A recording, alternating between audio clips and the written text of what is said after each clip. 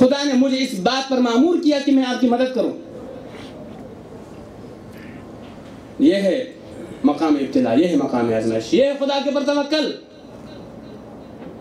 فرمایا کہ تم خدا کی طرف سے آئے ہو، خدا نے تمہیں بھیجا ہے مدد کرنے کے لیے، یا تم نے خدا سے دعا کی، کہا کہ میں نے پروردگار سے خواہش کی تھی کہ میں آپ کی مدد کروں. فرمایا کہ مجھے تمہاری مدد کی ضرورت نہیں. جس رب کے محبت کے جرم میں مجھے آگ میں ڈالا جا رہا ہے، ابراہیم کو آگ میں جلنا منظور ہے. آگ میں جلنا منظور ہے. یہ جناب ابراہیم کی بھی سیرت ہے اور یہ شیعیان حیدر کرار کی بھی سیرت ہے. ایک شخص آیا خراسانی حضرت امام جعفر صادق علیہ السلام.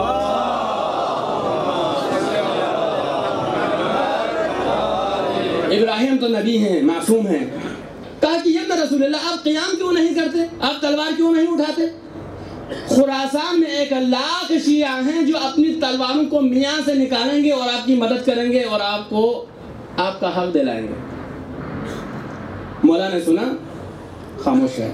دوبارہ کہا یا ابن رسول اللہ، اس خراسان میں 1,00,000 افراد ہیں جو آپ کو مانتے ہیں. پھر خاموش ہے. پھر کہا یا ابن رسول اللہ، میں نے عرض کیا ہے کہ خراسان میں 1,00,000 افراد ہیں جو آپ کی مدد کرنے کے لیے تیار ہیں. تو سامنے تنور میں آگ جل رہی تھی. فرمایا کہ ذرا اس تنور میں تو بیٹھو. اب جب اس شخص نے یہ سنا کہ میں مولا کو انقلاب کی دعوت دے رہا ہوں اور مولا مجھے جلتی ہوئی آگ میں بیٹھنے کا حکم دے رہے ہیں، کہا کہ یا مولا میں تو جل جاؤں گا، آخر میں آپ کا موہر ہوں، مجھے تنور میں جلا کے آپ کو کیا ملے گا؟ یہ ایمان کا ایمان کا معیار یہ ہے. اللہ ہمیں اس معیار سے تو بچائے. ولا حول ولا قوت الا باللہ. اتنے میں ابو ہارون تشریف لائے، مولا کے خاص صحابی، بغل میں قرآن.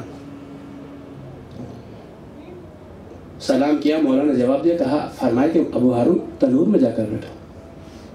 سوال ہی نہیں کیا، کچھ بھی نہ پوچھ نہ سوال نہ جواب، چپ چاپ گئے اور جا کر تنور میں بیٹھ گئے. اب اس خراسانی کا تو حال ہی متغیر ہے. پہلو کے اوپر پہلو بدل رہا ہے، کروٹیں بدل رہا ہے. تنور میں وہ بیٹھا ہے، تکلیف اسے ہو رہی ہے. یا ابن رسول اللہ، ذرا اس بیچارے کے تو حالت کے اندر تو کباب بن گیا ہوگا. فرما کہ ابو ہارون نکلو. بس اتنا کہنا تھا کہ بغل میں جس طرح قرآن دبایا ہوا تھا، اسی طرح قرآن کو بغل میں دبائے مولا کے پاس آئے. فرمایا کہ اے خراسانی بتاؤ ابو ہارون جیسے کتنے شیعہ ہیں خراسان میں؟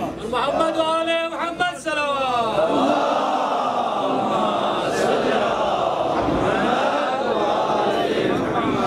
کہا کہ مولا ایسا تو واللہ ایک بھی نہیں ہے، ایسا تو ایک بھی نہیں ہے. فرمایا کہ جب تک ایسے 40 افراد جعفر ابن محمد کو نہیں ملتے، جعفر ابن محمد قیام نہیں کر سکتا. یہ کربلا والے 40 نہیں تھے، 72 تھے. اسی لیے فرمایا کہ جب حجت خدا کے سامنے 40 افراد مومنین ہیں، مخلصین شیعہ، آزمائش کے اس مرحلے پر، اس اعلیٰ معیار پر پورا اترنے والے، باصفا دل باصفا ضمیر والے، جب ایسے 40 شیعہ اکٹھے ہوں تو زمانے کے حجت خدا کے اوپر واجب ہو جاتا ہے کہ وہ قیام کرے. تبھی تو اب عبداللہ الحسین قیام کے لوگ کہتے ہیں امام حسن نے قیام نہیں کیا. امام حسین نے کیوں قیام کیا؟ اس لیے کہ امام حسن کے پاس ایسے 40 افراد موجود نہیں تھے، جبکہ امام حسین علیہ السلام کے پاس ایسے 72 افراد موجود تھے.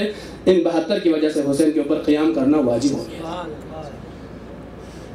اللہ کے نبی ابراہیم علیہ السلام کو آگ میں ڈالا جا. فرشتہ آیا، آپ کو بچانے آیا. فرمایا کہ مجھے تمہاری ضرورت نہیں ہے، مجھے خدا سے ملنا منظور ہے. بھلے اگر میرا رب چاہتا ہے کہ میں آگ میں جلوں، مجھے آگ میں جلنا منظور ہے. اللہ اکبر، کیا مقام ہے جناب ابراہیم علیہ السلام کا. قرآن اس واقعے کی کتنے بہترین بلاغت اور فصاحت میں بیان کیا. قلنا یا نار کونی بردا وسلاما علی ابراہیم.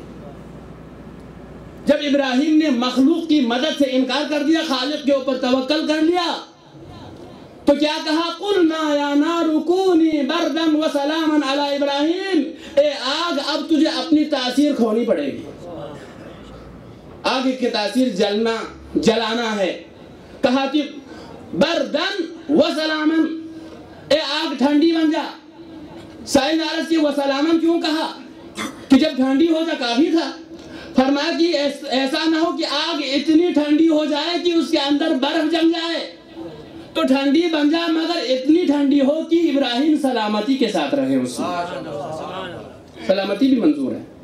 جب آگ میں جب اس میں چلے گئے قلنا یا نار کونی بردن وسلاما علی ابراہیم، تو حسین چونکہ وارث انبیاء ہیں، تو جس طرح ابراہیم کی مدد کے لیے خدا کی طرف سے فرشتے نازل ہوئے، اسی طرح مقتل کی کتابوں کے اندر لکھا ہوا ہے کہ جب عاشور کے ظہر کو جب سارے اصحاب و انصار چلے گئے، شہید ہو گئے، حسین یکا و تنہا رہ گئے، حل من ناصر ینصرنا کی آواز لگائی، ایک دفعہ جبرائیل امین نازل ہے، یا رسول اللہ آپ کی مدد کرنا چاہتا ہوں، بس میں نے آپ کی زحمتوں کو تمام کر آپ کی مدد کرنا چاہتا ہوں۔ فرمایا کہ مجھے تمہاری مدد کی ضرورت نہیں۔ ان کان دین محمد لم یستقم الا بقتلی فیصیب خذی۔ یہ حسین کا معیار اور مرحلہ ہے۔ ہر قسم کی قربانی کو حسین نے خدا کی بارگاہ میں دیا۔ آج ایسی قربانی حسین نے پیش کی، خدا کی قسم ایسی قربانی کسی نے پیش کی۔ اولاد والوں، خدا آپ کے اولاد کی دنیا کا قانون ہے کہ جب بھی معصوم بچوں کی بات آتی ہے تو معصوم بچوں کے اوپر سب کو رحم آتا ہے۔ بس مقدمتاً میں آپ کو ایک روایت بتا دوں کہ ایک انتہائی بہترین ذاکر امام حسین نے امام حسین کو خواب میں دیکھا کہ امام علیہ السلام کا جسم مطہر زخموں سے چور چور ہے، گریہ کرنا شروع کر دیا۔ اگلے دن پھر مولا کا خواب میں دیکھا کہ سارا جسم زخموں سے بھر چکا تھا، سارے زخم صحیح تھے، مگر 2 زخم، ایک سینے پر